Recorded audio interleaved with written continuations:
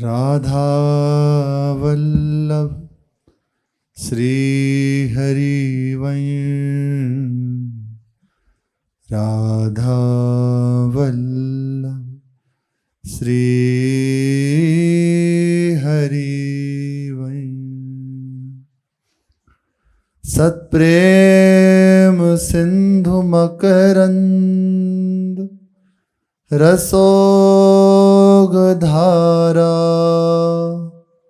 सारानजस्रमभिता श्रवदाश्रितेषु श्रीराधिके तव कदा चरणारविन्दम्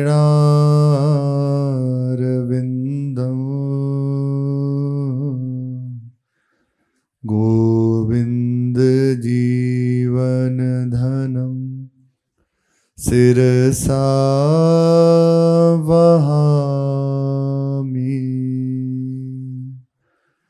गोविंद जीवन धनम शिरसा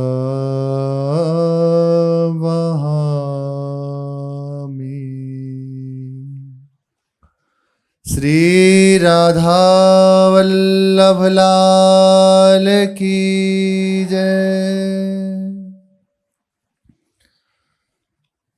भगवान की कृपा, पूज्य भाई जी महाराज कह रहे हैं, भगवान की कृपा सदा सब पर और अनंत है, सबके ऊपर है, अनंत है। उस कृपा का कोई अंत नहीं है। हम लोग उस कृपा पर जितना ही अपने आप को छोड़ सके उतना ही लाभ उठा सकते हैं। विशेष बात यही है। कृपा कब होगी? हर समय कृपा है, सब पर मोरी बराबर दया। भगवान कह रहे हैं सबके ऊपर मेरी कृपा है। बस जो अपने आप को उस कृपा पर छोड़ देता है, भगवान की भरोसे हो जाता है, तो बस उतना वे उस कृपा का लाभ उठा लेता है। ये महापुरुषों के जीवन के सार वचन है, समस्त शास्त्रों की सार बातें हैं। इन्हें हृदय में धारण किया जाए। हम लोग श्री भगवान के चरणों में दृढ़ विश्वास प्रकट करें, सत्संग सुन के, जब से उनसे प्रार्थना करके यही मांगे, प्रभु आपके चरणों में, आपकी कृपा में हमारा अनंत अटूट विश्वास हो जाए, ऐसी कृपा कर दीजिए। क्योंकि जितना जो भगवान पर समर्पित हो जाता है, उनके चरणों में अपने आप को अर्पित कर देता है, उनकी कृपा पर भरोसा कर लेता है, उतना ही वे कृपा का लाभ उठा लेता है। जो कुछ भी भगवत कृपा को सौंप दिया गया वही सुरक्षित हो गया, शाश्वत हो गया, भगवान से युक्त हो गया। जो भी भगवत कृपा को सौंप दिया गया। आज भी हम श्री भक्त प्रहलाद जी की जय जयकार करते हैं, उनके चरित्र का गायन करते हैं। अनेकों भक्त हो गए, वो सब भगवान को समर्पित हो गए। उन्होंने अपने जीवन को प्रभु को समर्पित कर दिया, कृपा को अपना जीवन बना लिया, तो शाश्वत हो गए, वे सुरक्षित हो गए। उनकी ये गाथा मिट थोड़ी सकती है, कल्प कल्प तक उनकी ये अमर गाथा बनी रहेगी।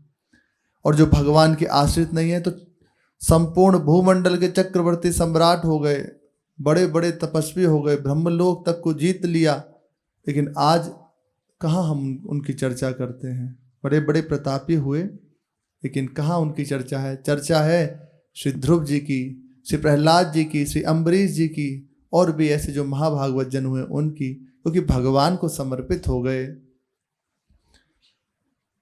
सौंप दिया गया वही सुरक्षित हो गया। भगवान की कृपा के लिए कुछ भी असंभव या असाध्य नहीं है। ऐसा नहीं हो सकता, ऐसा तो बिल्कुल नहीं हो सकता। वे भी हो सकता है भगवान की कृपा से। भगवान कर्तुम अकर्तुम अन्यथा कर्तुम सर्व समर्थ हैं, ईश्वर हैं, सब कुछ कर सकते हैं। उनकी कृपा से सब कुछ हो सकता है। प्रातःकाल के सत्र में श्री महाराज जी कह रहे थे कि किसी ने प्रश्न किया कि मैंने ऐसे ऐसे अमुक अमुक पाप किए हैं, मेरा मंगल कैसे होगा। यदि शास्त्र की दृष्टि से देखा जाए तो बहुत कठिन है, हो ही नहीं सकता।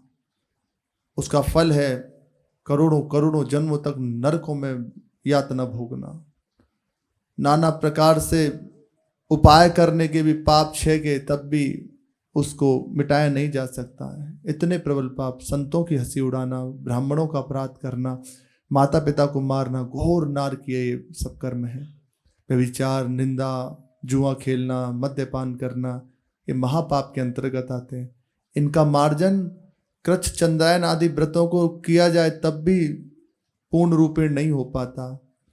पर भगवत आश्रित हो जाए, भगवान का नाम रटन करने लगे, इस बात को स्वीकार कर ले, अब लो नसानी अबला नसै हो, अब तक जो मुझसे गलती हो गई अब आगे नहीं करूंगा, और भगवान के आश्रित हो जाए, भगवान को ही अपना सर्वस्व मान ले, उनका भजन करना प्रारंभ कर दे, तो ये महात्मा है। और प्रत्यक्ष उदाहरण इस बात के श्री अजामिल जी, पूरा जीवन घोर अपराध में, घोर निंदनीय जीवन, वैश्या के ही संग रहना स्वीकार कर लिया, मांस खाना, मद्यपान करना। ब्राह्मण के लिए, विप्र के लिए मद्यपान निषेध है। एक प्रसंग आता है, एक ब्राह्मण थे, विप्र थे, भगवत माया बड़ी बलवान है, भगवान की माया बड़ी बलवान है। कुसंगवश वे वैश्या का संग करने लगे। उसी का संग करते, बस उन्होंने सुन रखा था कि मद्यपान नहीं करना, तो बहुत प्रयास करने पर भी जो वैश्या थी, बहुत बार उसको मद्यपान कराना चाहा, पर वे नहीं किए। एक दिन रात्रि में सो रहे थे, उसने विचार किया कि इन्हें अभी भी ब्राह्मणत्व का गर्व है, ये नष्ट करती हूँ। और वो सोते हुए उनके मुख में सुरा डालने को जो ही वो उद्यत हुई, तो मुख खोला ही था, उसमें से जो अग्नि है वो प्रकट हुई और जला के वैश्या को भस्म कर दिया, तत्काल जला के भस्म कर दिया। अगर मद्यपान का सेवन ना हो, मद्यपान ना किया जाए, तो कहीं ना कहीं तक शास्त्र कहता है कि आप संभल सकते हैं।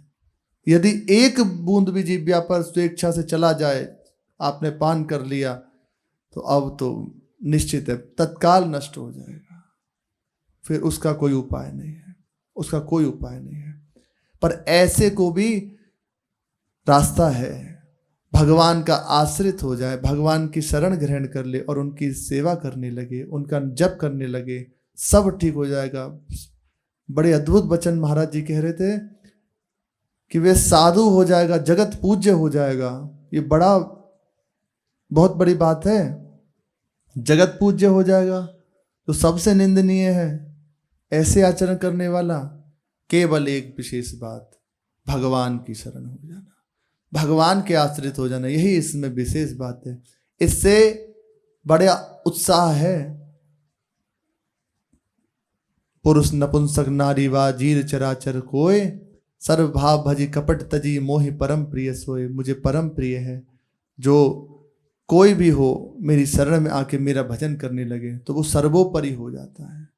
देखो, स्त्री शरीर भक्ति में लगी तो महान भक्तिमती मीराबाई, रत्नावती जी, कर्माबाई, करमेती बाई, गंगा जमुनाबाई आदि बड़े बड़े नाम से जाना जाता है। बड़ी बड़ी भगवान की प्रीति की भाजन हुई।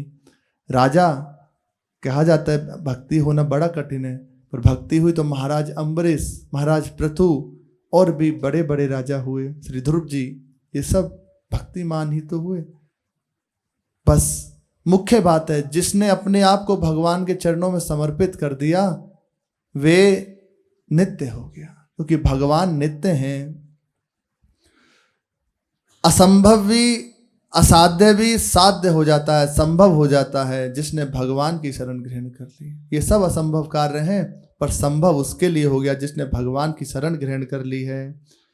सभी स्थितियों में सभी प्रकार की सहायता प्राप्त करने के लिए भगवान की कृपा का ही आवाहन करना चाहिए। कैसी भी परिस्थिति हमें पड़े, ये बड़ी आनंदमयी बात है। हमारा कोई नहीं, बस प्रभु हैं। हम किसी के नहीं, बस प्रभु के हैं, और उन्हीं को पुकार रहे हैं। जैसी भी परिस्थिति हो, बहुत अनुकूल हो, बहुत प्रतिकूल हो, बस उन्हीं को पुकारना है। तो सब संभव हो जाएगा, सब परिस्थिति ठीक हो जाएगी। भगवान की कृपा का ही आवाहन करना चाहिए। कैसी भी परिस्थिति हो उसमें सहायता के लिए भगवान की ओर ही दृष्टि रखनी चाहिए। सबसे अधिक कृपा के प्रसाद का पात्र तो वह है जो अपनी सारी इच्छाओं को संपूर्णतया भगवत कृपा के प्रति समर्पण करके उस कृपा से बनने वाले प्रत्येक विधान में परम आनंद का अनुभव करता है। एक है जिसने आश्रय ग्रहण कर लिया और उसके अंदर है कि ऐसा ऐसा हो जाए, तो निश्चित है वो भगवान के शरण में रहे, भगवान की सेवा करे, सब मंगल हो जाएगा। और भाई जी महाराज कह रहे हैं इससे भी श्रेष्ठ वे है जिसने अपने आप को भगवान के चरणों में समर्पित कर दिया है और जैसे प्रभु रख रहे हैं वैसे रहता है। अनुकूलता में रखें, प्रतिकूलता में रखें, बस हर समय प्रसन्न है नाथ, जैसे चाहे वैसे रखो, मैं आपका हूँ। हर स्थिति में भगवान की कृपा देखता है, वे महान भगवत कृपा का पात्र है। जब तक हम कुछ चाहते हैं, हमारी स्वतंत्र इच्छा वर्तमान है, तब तक भगवत कृपा पर पूर्ण निर्भरता नहीं है। जब तक हमारे अंदर इच्छा है तब तक ये नहीं मानना चाहिए कि मैं पूर्ण समर्पित हो गया, मेरे हृदय में निर्भरा भक्ति जागृत हो गई। नहीं, कोई कामना नहीं। सकल कामनाहीन जेते राम भगति रस लीन। सकल कामनाहीन, एकमात्र जैसे प्रभु रख रहे हैं वैसे रहना है। जब इस बात का स्पर्श होगा ना हृदय में, तब ये बात रंग लाएगी, तब पता चलेगी कि ये कैसे अमूल्य वचन है। कोई कामना नहीं। विचार करो, हम परेशान क्यों होते हैं? हर समय कुछ ना कुछ अंदर चलता रहता है, मन हर समय कोई ना कोई जाल बुनता रहता है, ऐसा हो जाए, ऐसा हो जाए, ऐसा हो गया, ऐसा कर लूंगा, हर समय ये चलता रहता है अंदर। प्रत्येक जीव के अंदर देखो, अंदर अभी इसी समय झांक के, वहां गया था, ऐसा किया था, उससे मिलना है, ऐसा करना है, इतना कर लिया, ऐसा। कहीं भी ये शांत नहीं बैठता, कोई ना कोई कामना बढ़ती है। अनंत कही गई है, हर समय वो तरंग उठती रहती है कामना की, कुछ ना कुछ ऐसा कर लूंगा, ऐसा हुआ, ऐसा हुआ, इसमें फंसा हुआ है। जब तक ऐसी वृत्ति है तब तक ये नहीं मानना चाहिए कि अभी हमारे हृदय पूर्ण आश्रय हो गया। हाँ, भगवान के आश्रित हैं, हमने आश्रय ले लिया है उनकी कृपा से, वाणी से ही लिया से, निश्चित है भगवान इस आश्रय को पूर्ण कर देंगे।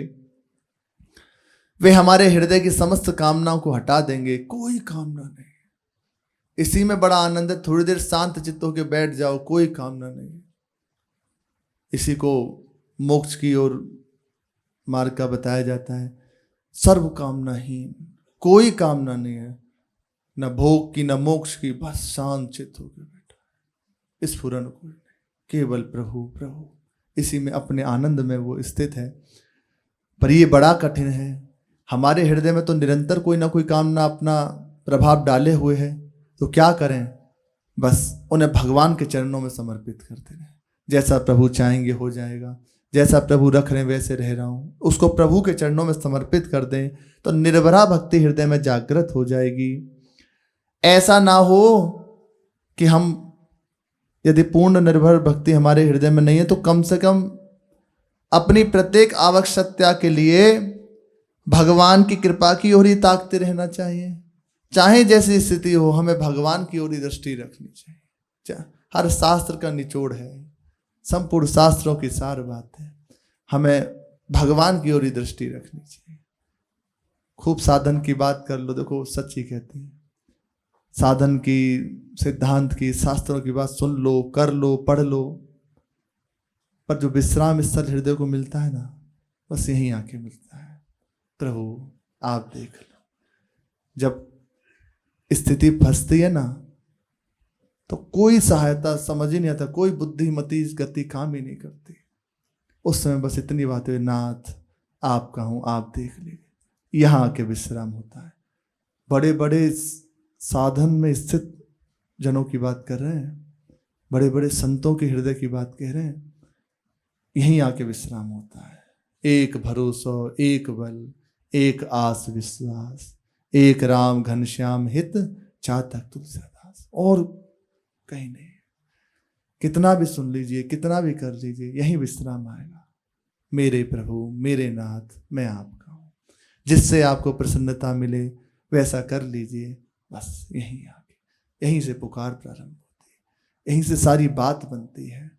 नहीं तो जब तक ये स्थिति नहीं आती ना, तब तक बुद्धि की दौड़ होती है, भागो, ऐसा कर लिया, ऐसा करने से, और सब। और जब भगवान फंसाते हैं परिस्थिति में, अब बताओ, तब वो हार के यहीं खड़ा हो जाता है, केवल आपके द्वारा आप। ये सब सार की सार बात है जो गुरुजनों से सुनी है। यहीं उस जीव को विश्राम मिलता है, भगवान मेरे, मैं आपको। बस सुंदर सुजान गोस्वामी जी कह रहे हैं, कृपा निधान अनाथ पर करे प्रीति जो, सो एक राम अकाम हित निर्वाण पद सम आन को, जाकी कृपा लवलेश ते लव, और उसमें भी बहुत छूट, लेश मात्र, लवलेश ते मति मंद तुलसीदास हो, पायो परम विश्राम राम समान नाहिन कहो। प्रभु नाहिन कहो, भगवान के समान कोई ऐसा नहीं है जो हमारे हृदय को विश्राम दे सके।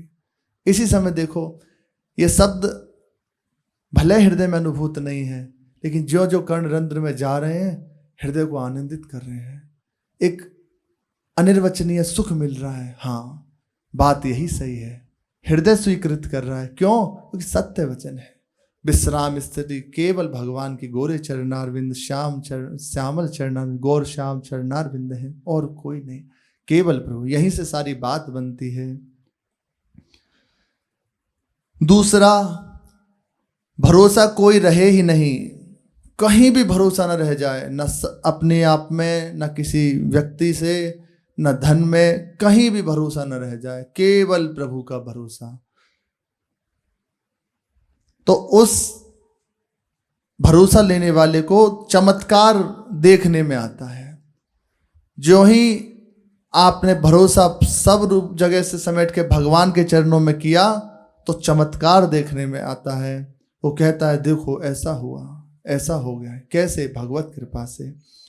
तभी मनुष्य को यह अनुभव होता है कि वह जिसे असंभव मानता था, वही भगवत कृपा से अनायास ही संभव हो गया, और इस भगवत कृपा का द्वार सबके लिए खुला है।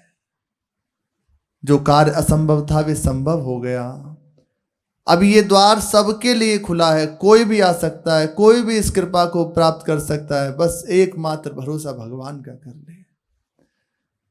भरोसा तो करते हैं, अब सुना तो हृदय में तो आती है कि अब हम भगवान के भरोसे हैं, बस अब एकमात्र भगवान के ही द्वारा सब। लेकिन जब परिस्थिति पड़ेगी, उस समय सच्चाई सामने आती है। जहां हमारी याद आए, हमें सबसे पहले जिसकी याद आए तो समझ लो भरोसा वही है। बैंक बैलेंस की याद आए कि पैसा है, पैसा दे के ऐसा कर लूंगा, तो बस वही भरोसा है। भगवान में भी भरोसा नहीं है। अपने बल से, अपने साधन से ये प्राप्त कर लूंगा, ऐसा कर लूंगा, तो अभी भरोसा अपने साधन का है, भगवान का नहीं। अरे अमुक व्यक्ति है ना, उसके पास चले जाएंगे, उससे कह देंगे, तो अभी भरोसा उस व्यक्ति का है, भगवान का नहीं। इसीलिए चमत्कार देखने में नहीं आता। एक प्रसंग आता है, एक उपासक थे, उन्होंने भगवान की कृपा की महिमा सुनी, आश्रित हुए, भगवान के मार्ग में चलने लगे। तो प्रचार के लिए गए हुए थे कहीं। अब रास्ते में सब तरह के लोग मिलते हैं, तो कुछ विमुख जन मिले। अब वे मिले, उन्होंने वही जो सुना था उन्होंने चर्चा करी, भगवान की कृपा से सब हो जाता और ऐसा ऐसा ऐसा सब। अब उन्होंने उकसाया, जो विमुख जन थे, उन्होंने कहा, अच्छा तो छत पे चढ़ो और कूदो, तुम्हारा पैर नहीं टूटे तो मानेंगे भगवत कृपा है। विश्वास तो था कि यदि भरोसा करके ऐसा करूं तो निश्चित है भगवान बचा लेंगे। उन्होंने कहा हाँ हाँ भगवान बचाएंगे, पर अंदर थोड़ी कचाई थी, पूर्ण रूपेण भरोसा नहीं था। छत पे चढ़े तो सही, कूदे भी, लेकिन अंगूठा टूटा। तो जब प्रश्न किया कि ऐसा क्यों, कहीं ना कहीं हृदय में ये था कि पता नहीं, कृपा का भरोसा तो रख रहा हूं, भगवान बचाएंगे कि नहीं बचाएंगे। ये कचाई नहीं होनी चाहिए। अब प्राण छूटे या रहें भगवान के हाथ में। ये जीवन प्रभु को समर्पित है, अब चाहे जैसे रखें, उनके हाथ में जीवन है। तलवार आएगी, गर्दन तक आएगी, पर दृष्टि यदि प्रभु के ऊपर है तो आते आते हार बन जाएगी फूलों का। चाहे जैसी परिस्थिति हो, मेरे प्रभु हैं, इस बात पे दृढ़ रहें। मझधार में नाव फंसी है, महाराज जी से सुना है, डांडी फेंक दो, फंसी हुई नाव है, कोई प्रयास मत करो। तो नाव कब निकल गई कोई पता नहीं चलेगा, कब मझधार सूख जाएगा, वे जो भंवर आई है वे खत्म हो जाएगी। श्री शरणानंद जी महाराज के जीवन में यही चमत्कार तो हुआ। पानी में गिर गए, नेत्र है नहीं, लाठी थी वे भी छूट गई। अब विचार हुआ कि अब तो प्राण ही छूटेंगे, तो अंत में बस भगवान को पुकारा, प्रभु मैं आपकी शरण में हूं। उसी समय देखा कि हाथ में लाठी आ गई और पार पे पहुंच गए। कृपा से चमत्कार हो गया। पूर्ण रूपेण भरोसा भगवान का। इस भरोसे के लिए हम भगवान से प्रार्थना करें, प्रभु हमें आपके अस्तित्व में, आपके चरणों में अखंड अटूट भरोसा हो जाए, और खूब नाम का रटन करें। जितना नाम का रटन होगा, दृढ़ भरोसा हृदय में जागृत प्रभु के चरणों में हो जाएगा। संपूर्ण पाप नष्ट होने लगेंगे। जैसे जैसे पाप नष्ट होंगे तो एकमात्र एक छत्र राज्य भगवान के श्री चरणों का हृदय में हो जाएगा, दृढ़ भरोसा हो जाएगा। सबके लिए द्वार खुला है, कोई भी आ सकता है, जो भी चाहे इसे पा सकता है, क्योंकि भगवान सबके जीव मात्र की सुहृद हैं। अमुक के सुहृद हैं ऐसा नहीं, सबके सुहृद हैं। सब मम प्रिय सब मम उपजाए, सुहृदम सर्वभूतानाम। सबके सुहृद हैं, समस्त भूतों के भगवान सुहृद हैं, प्रिय हैं। भगवान को सब प्रिय हैं। कृपा में ही नहीं मित्र हैं, परम प्रिय मित्र हैं। जिसने आज तक उनका आश्रय ले लिया कभी निराश नहीं होना पड़ा। आश्चर्यमयी बात। देखो भगवान का आश्रय लिया है पांडवों ने, तो भगवान दूत बने, सारथी बने। शिविर में जब रात्रि में सब पांडव जन सो जाते तो वीर आसन में बैठ जाते हैं भगवान और रक्षा करते हैं उनकी शिविर में बाहर। इतनी सेवा की भगवान ने। सेन नाई के लिए स्वयं नाई बन गए, चक्की चलाई, रथ हाँका, कभी कुछ आज तक लंगोटी, मल भरी लंगोटी धो रहे। ये सब बातें तो हृदय में विश्वास दिलाती हैं कि अरे वो अनंत लोक महेश्वर, सर्वेश्वर, परात्पर, अखिलेश्वर, सर्वशक्तिमान भगवान अपने भक्त के लिए इतना नीचे उतर सकते हैं। निश्चित है मुझे अपना लेंगे। मैं जैसा भी हूँ, कैसे भी पापों से युक्त हूँ, कैसा भी क्यों ना हूँ, मेरे भगवान मुझे अपना लेंगे। वो मुझे हर जगह से बचा लेंगे। बस धीरे धीरे विश्वास उसका बढ़ता जाता है। जैसे जैसे विश्वास बढ़ता है वैसे वैसे भजन में वृत्ति बढ़ने लगती है। जितना विश्वास बढ़ेगा आप देखना सहज आपके हृदय में भजन स्फुरित होने लगेगा। प्रभु का स्मरण, प्रभु का नाम, प्रभु की लीलाएं, हर समय प्रभु के विषय में चिंतन हो रहा है। भजन, हर समय भजन हो रहा है। भगवान परम प्रिय मित्र हैं। कृपा तो पराय पर होती है, प्रेम में तो और भी निकटता का संबंध है। आप हम पे कृपा कर दी तो अभी इसमें परायापन है, और देखो खोल के बात कह रहे हैं। लेकिन प्रेम मांगना नहीं पड़ता कि आप हम पे कृपा करो, वो हर समय कृपा में घिरा रहता है। देखता है मेरे ऊपर अजस्र कृपा की वर्षा हो रही है। हमारी श्री जी को बरसाने वाली कहा ही इसलिए जाता है। वो कृपा करती नहीं है, कृपा बरसाती है। वहाँ कृपा की हर समय वर्षा होती है। बस यही करने का प्रयत्न कीजिए। एकमात्र सब जगह से अपना भरोसा बटोर के श्री भगवान के चरणों में अर्पित कर दीजिए। भगवान परम करुणा में है, परम कृपालु हैं। निश्चित आपकी बागडोर संभाल लेंगे। आपको निराश नहीं होना पड़ेगा। ये बात है, भगवान की ओर से कभी निराश नहीं होना पड़ेगा। हमारे प्रभु किसी की आशा नहीं तोड़ते। हमारे प्रभु का स्वभाव है, जिसने झूठे से भी उनका आश्रय ले लिया उसका भी सांगोपांग निर्वाह करते। भले वो छोड़ दे पर भगवान नहीं छोड़ते। अपने जन्म भाई जी के पावन प्रसंग का स्मरण कर रहे हैं। उन्हीं की ये महामहिमाशाली वाणी है भगवत कृपा। देखो कैसा हृदय श्री भाई जी का, एकदम सार बात। एक निश्चिंत हो जाए, यदि ध्यान से सुने तो हृदय अभी निश्चिंत हो जाए, सभी जितनी चिंताएं दूर हो जाएं। कितनी सरलता से कह रहे हैं भगवान के भरोसे हो जाओ। और आप चेष्टा कीजिए, भरोसा स्वयं प्रभु करा देंगे। निश्चित विश्वास भगवान स्वयं कराते हैं। हमारे अंदर सामर्थ्य नहीं कि हम कुछ भी कर सकें। ये पूर्णता भगवान की ओर से होती है। अब इन्हीं श्री भाई जी महाराज के जिनके ये वचन हैं उन्हीं के पावन प्रसंग का स्मरण कर रहे हैं। आपकी दादी श्री राम कौर देवी, उन्होंने देखा कि हम जो गोद में पुत्र लिए हैं भाई जी के पिता श्री भीमराव जी, उनके भी कोई संतान नहीं, तो हृदय में बड़ी चिंता हुई और सीलांग से रतनगढ़ आ गई। यहाँ आके संतों की शरण में गई, उनकी सेवा की। तो संतों की सेवा से संत जन प्रसन्न हुए और आशीर्वाद दिया कि आज से 1 वर्ष के अंदर आपके एक सर्वगुण संपन्न पौत्र होगा।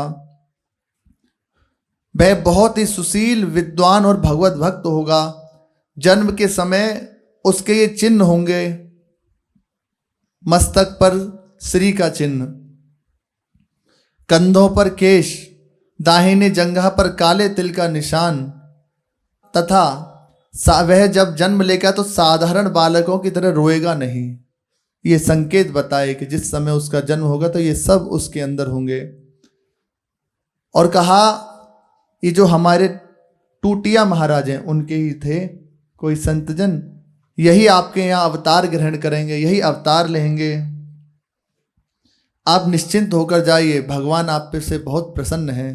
राम कौर देवी जो थी उनकी तो मनोकामना पूर्ण हो गई, प्रसन्न हो गई, बस प्रणाम किया। और दूसरी जगह एक और घटना घटी। यहाँ अनुष्ठान हो रहा था विष्णु सहस्त्र नाम का 108 संपुट लगा के। तो जिस दिन वे पूर्ण हुआ तो उस दिन दीपक में दोबारा घी डालना ही नहीं पड़ा, अखंड ज्योत स्वतः जलती रही। जब अनुष्ठान पूर्ण हो गया तो श्री महंत जो मेहरदास जी थे, बाबा मेहरदास जी, उन्होंने कहा अनुष्ठान पूर्ण हुआ, इसके फलस्वरूप आज से 1 वर्ष बाद तुम्हारे यहाँ पुत्र का जन्म होगा। ये अभिमंत्रित जल है, इसे अपनी बहू रिखीबाई जो भाई जी की माता जी हैं उनको पिला देना और निश्चिंत रहो, ये पुत्र तुम्हारे वंश की कीर्ति को उज्जवल बनाने वाला होगा। ऐसी बात सुन के संतों का आशीर्वाद प्राप्त करके तो उनके आनंद का ठिकाना नहीं। फिर वहाँ से रतनगढ़ से सीधा सीलोंग के लिए वे सीलांग के लिए निकल पड़ी। यहाँ पहुँचने पर कुछ समय बाद उन्हें पता चला कि रिखीबाई जो श्री भाई जी महाराज की माता जी हैं वे गर्भवती हैं। अब तो और प्रसन्नता कि संतों की बात सत्य हो रही है। परम अभिलिषित वस्तु की प्रतीक्षा में हृदय की क्या अवस्था होती है यह किसी से सुनकर समझा नहीं जा सकता। पल पल विघ्न की आशंका से मन कैसे चंचल हो उठता है, यह तो सर्वथा केवल भुक्तभोगी जिसके जीवन में है वही जानता है, दूसरा नहीं जान सकता। अब समय पूर्ण हुआ, वह परम पुण्य में क्षण उपस्थित हुआ। आश्विन कृष्ण द्वादशी विक्रम संवत 1949 विक्रम संवत दिनांक 17 सितंबर सन, क्योंकि सन में और जो विक्रम संवत है उसमें 57 वर्षों का अंतर है। 57 वर्षों का ना, हाँ 57 वर्षों का भेद है। विक्रम संवत 57 वर्ष आगे है और ईसवी सन 57 वर्ष पीछे है। 17 सितंबर सन 1892 को रिखीबाई ने पुत्र प्राप्त किया। श्री भाई जी का प्रादुर्भाव 17 सितंबर सन 1892 को हुआ। यह सुयोग श्री हनुमान जी के दिन शनिवार को हुआ। इसी दिन यह सुयोग संगठित हुआ। भाई जी का जन्म शनिवार के दिन 17 सितंबर सन 1892 को श्री भाई जी का प्राकट्य। सभी को देखकर बड़ा आश्चर्य हुआ कि रतनगढ़ के महात्माओं ने जन्म के समय जिन चिन्हों के होने की बात कही थी वे सभी नवजात शिशु के शरीर पर विद्यमान हैं। सब वे जो संकेत बताए थे वे सब उनके जन्म के समय प्रकट हुए। राम कौर देवी ने अपनी निष्ठा के अनुसार अपने इष्ट देव का कृपा प्रसाद माना। हनुमान जी इनके इष्ट थे राम कौर देवी जी के। यद्यपि निम्बार्क संप्रदाय से दीक्षित थी पर इनके हनुमान जी इष्ट थे। अच्छा, जब इष्ट का कृपा प्रसाद माना तो पुत्र का नाम भी इष्ट के नाम पर ही रख दिया। हनुमान जी का प्रसाद, हनुमान जी कृपा से प्रकट हुए हैं तो इसलिए हनुमान जी का प्रसाद, तो नाम हुआ हनुमान प्रसाद पोद्दार। पूज्य श्री भाई जी का पूर्ण नाम हनुमान प्रसाद पोद्दार। हनुमान प्रसाद नाम रखा गया बालक का। अब भगवान जिस पे कृपा करते हैं तो उसके जीवन में दूसरे को रहने नहीं देते, ये प्रारंभ से शुरू कर देते हैं। अभी भाई जी की अवस्था कुछ ही वर्ष की है, 1-2 वर्ष के हुए हैं। हनुमान प्रसाद के जन्म के 2 मास पश्चात संवत 1949 सन 15 नवंबर 1892 के मार्गशीर्ष कृष्ण त्रयोदशी को इनके वृद्ध दादाजी श्री ताराचंद जी, बड़े भजनानंदी थे, घर में रहते हुए बहुत भजनानंदी, इनका शिलांग में देहांत हो गया 2 महीने बाद ही। इनकी मृत्यु बड़े विलक्षण ढंग से हुई। जिस दिन देहांत हुआ उस दिन उन्होंने संपूर्ण घर वालों को बुलाया और कहा, सबने प्रसाद पा लिया? सबने कहा, जिसने पाया तो हाँ, ओके, अभी नहीं। तो कहा सब जन प्रसाद पा लो। और कहा कनीराम को बुलाओ, जो उनके पुत्र हैं उनको बुलाओ। उन्हें बुलाया गया और उनसे कहा कि हमें गौशाला में ले चलो। उस समय आपकी अवस्था 84 वर्ष थी, लेकिन अच्छी प्रकार से स्वयं चल फिर लेते थे, स्वयं अपने कार्य कर लेते थे 84 वर्ष की अवस्था में भी। कनीराम जी इन्हें गौशाला में ले गए और कहा, श्री ताराचंद जी ने कहा, मेरे प्राण प्रयाण के समय निकट हो रहे हैं, मेरे प्राण प्रयाण का समय आ गया है। देखो भगवान के पार्षद 4 भुजा वाले मेरे सामने खड़े हैं, वार्ता कर रहे हैं और ऐसे देख रहे हैं कि सामने भगवान के नित्य पार्षद खड़े हुए हैं। आप लोग भी दर्शन करो, पूरे परिवार से कह रहे हैं, सब लोग दर्शन करो। ये भगवान के पार्षद विराजमान हैं, 4 इनके हाथ हैं, बड़े सुंदर हैं, इनके दर्शन करो। और स्वयं हाथ जोड़कर बैठ गए। फिर कहा सब लोग हरे राम मंत्र, हरे राम राम राम हरे हरे, हरे कृष्ण कृष्ण कृष्ण हरे हरे, इस मंत्र का जप करो, कीर्तन करो। स्वयं उच्चारण करने लगे, स्वयं भी मंत्र का जप करने लगे। फिर कहा अपने पुत्र से मुझे स्नान कराओ।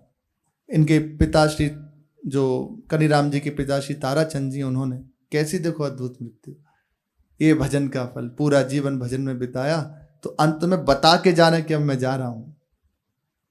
अरे भगवान के लिए एक कदम कोई चले तो वो निष्फल थोड़ी जाता है।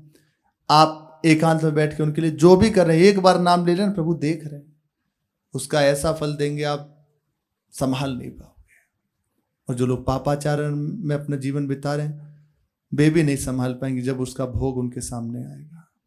इसलिए आज अभी इसी समय जो हो गया अब तक छोड़े और भगवान के आश्रित हो जाए। अब लो नसानी अब ना नसे हो, प्रभु अब तक मेरे से जो हुआ सो हुआ, क्षमा कीजिए। अब मैं बस ये जीवन आपके चरणों में समर्पित करके आपके भजन में बिताना चाहता हूं। कनीराम जी से कहा मुझे स्नान कराओ। तत्काल उन्होंने स्नान कराया, सुंदर वस्त्र पहनाए और ललाट पर चंदन लगाया और अपनी गोद में ही लिटा लिया। देखते देखते सबने देखा कि नेत्र खुले हुए हैं और खुले नेत्रों से ही नेत्रों के द्वारा प्राण उनके निकल गए और भगवान के पार्षदों के संग भगवत धाम बैकुंठ को चले गए। पूरा जीवन बड़ा तपस्या में इनका, बड़े तपस्वी थे। प्रातः काल 3 बजे उठकर हाथ मुंह धोकर नित्य प्रति 50 माला हरे राम मंत्र की करते। सुबह उठ गए 3 बजे और 50 माला मंत्र की जपते। उसके बाद गीता जी के 18 अध्याय का पाठ करते, पूरे अध्याय का 700 कुछ श्लोक हैं, उसका पाठ करते पूरा। श्री ताराचंद जी 50 माला करते घर में रहते हुए। अब इनका कारोबार देखो, शिलोंग में कारोबार है, कलकत्ता में कारोबार है, कम कारोबार है, उस समय के बहुत प्रसिद्ध धनी मानी है, लेकिन घर में रहते हुए करना चाहो तो सब उपाय हैं। सच्ची बात, वो खाने पीने सोने में ही समय जाएगा। अरे इतना घंटा तो हम सोते हैं, उसे कैसे काटें। और यदि करना है तो घर में रहते हुए, परिस्थिति की विपरीत परिस्थिति में। एक तो हमें बहुत पहले ऐसे मिली, हरिद्वार के समीप एक स्थान है रुड़की, हरिद्वार के समीप है ना, हाँ, वहाँ की एक माता जी थी। तो उन्होंने बताया, अब उनके शराब के ठेके होते हैं, वो भी कई थे, और बड़े बड़े उनके काम थे उनके पति के। अब भगवत कृपा से उन्हें भगवान नाम का चस्का लग गया। महाप्रभु चैतन्य देव की वाणी पढ़ना, उसको लिखना, बच्चों के लिए बहुत सुलभ रूप में उसको बनाना, ये उनके हृदय में लग गया। अब परिवार वाले बड़ा उनसे रूठे, हम मिले हैं उनसे, बहुत रूठ थे कि अरे तू ये भजन साधन करती है, इसकी वजह से सब कारोबार चौपट हो जाएगा। और भगवत विधान ऐसा कि 2 ठेके बंद हो गए उनके। अब तो और ज़्यादा परेशानी बढ़ गई। तो उन्होंने कहा बांध देते कि नहीं भजन साधन नहीं करना, तो बेचारी बाथरूम में जाके अंदर जप करती है। हरिद्वार में मिली थी तब उन्होंने बताया कि इसका क्या उपाय है। तो हमारे पास तो एक ही बात थी, बस महाराज जी की बहुत कृपा है। ये बात सहज में पछती थोड़ी है। मानो कोई विपरीत परिस्थिति में फंसा, उससे कहो बहुत कृपा है तो कहेगा कि दिमाग खराब हो गया तुम्हारा, हम तो परेशानी में फंसे और कह रहे हो बड़ी कृपा है। वास्तविक बात है, कृपा है। हम जो छोड़ नहीं सकते, भगवान उसे कृपा करके हटा रहे हैं। अब बाथरूम में रह के भजन करियो, देखो हृदय की लालसा भगवान की ओर लगी हुई है, हृदय की विकलता प्रभु की ओर है। बाहर से भले परिस्थिति विपरीत है और बहुत अनुकूलता है, हृदय प्रभु में नहीं लगा हुआ तो फिर फायदा क्या। इसीलिए ऐसा कहते हैं, घोर विपरीत परिस्थिति, कई ठेके बंद हो गए, कई कारोबार बंद हो गया। परिवार वाले कहते हैं ये तेरे कारण हुआ है, ये तू जब से ये नाम जप करने लगी है ना तब से ये हो रहा है सब, ये ज़्यादा पूजा पाठ करती है उसका कारण है सब, ये सब देखो एक्सीडेंट हो गया, ये हो गया, वो हो गया, बंद कर दो इसको। पर वो सब कुछ सहते हुए बस बाथरूम में जाके भजन करते हैं, तिलक लगाते हैं। सब उनसे मिले थे, उन्होंने बस यही कहा भगवत कृपा, चुपचाप लगी रहो। सब कुछ सहते हुए, देखो बड़े बड़े संतों को कष्ट सहने पड़े हैं, आप सह जाइए भगवत कृपा से। तो परिवार में रहते हुए भी ऐसी स्थिति प्राप्त हो सकती है, बस करना चाहे, भजन करना चाहे तो सब जगह उसके लिए सुलभ है, और ना करना चाहे तो खूब सुविधा हो तब भी नहीं। ऐसा देखा, सारी सुविधा दे दी गई, उनसे कहा जा रहा है कि केवल भजन करो, कहीं मत जाओ, प्रसन्न रहो, बस खाओ पियो भजन करो, सो जाओ, और कुछ मत करो। पर नहीं, चले गए। और यदि करना है तो भले चारों ओर से आप घिरे हुए, पर चित्त लग गया प्रभु में। तो देखो 3 बजे उठ के 50 माला, हाथ मुंह धो के 50 माला हरे राम नाम की करते, और उसके बाद 108 विष्णु सहस्त्र नाम के पाठ करते, 18 अध्याय गीता जी के पढ़ते। 108 पाठ कम है? अरे त्रिभुवन हिल जाएगा 100 पाठ में। 108 पाठ करते विष्णु सहस्त्र नाम के, 50 माला और गीता जी का पाठ, और हर समय पर जप है। ये था इनका दिनचर्या। इनकी गति अद्भुत हुई। भगवान के पार्षद इन्हें लेने आए और भगवत धाम को इनका प्रयाण हुआ।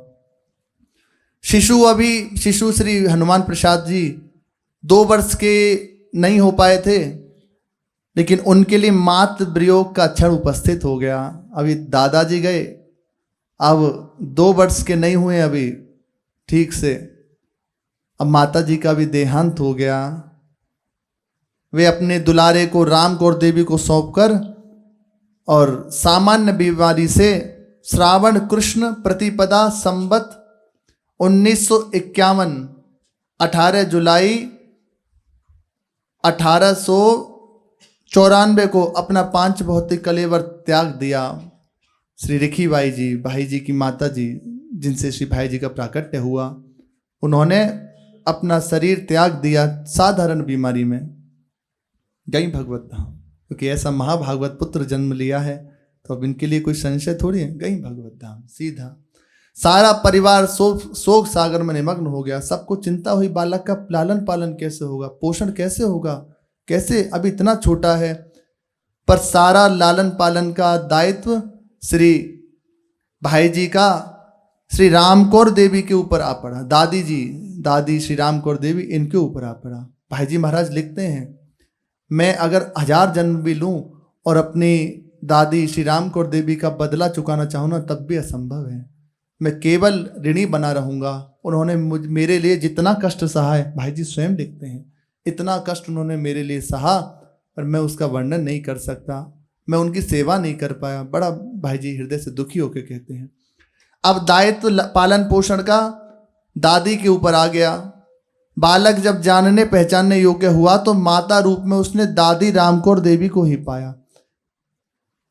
तो भाई जी ने बचपन से ही रामकौर देवी दादी को माँ माँ पुकारना शुरू कर दिया था। तो दादी को माँ ही कहते थे, दादी नहीं कहा, माँ ही कहते थे।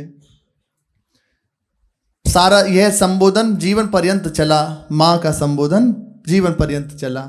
पिताजी ने घर वालों के आग्रह से, भाई जी के जो पिताजी श्री भीमराव जी थे, घर वालों के आग्रह से दूसरा विवाह किया। आगे चलकर इनके 3 कन्याएं हुई, कमलीबाई, अन्नपूर्णाबाई और चंदाबाई। देखो बचपन से ही शुरू हो गया भगवत कृपा का विधान।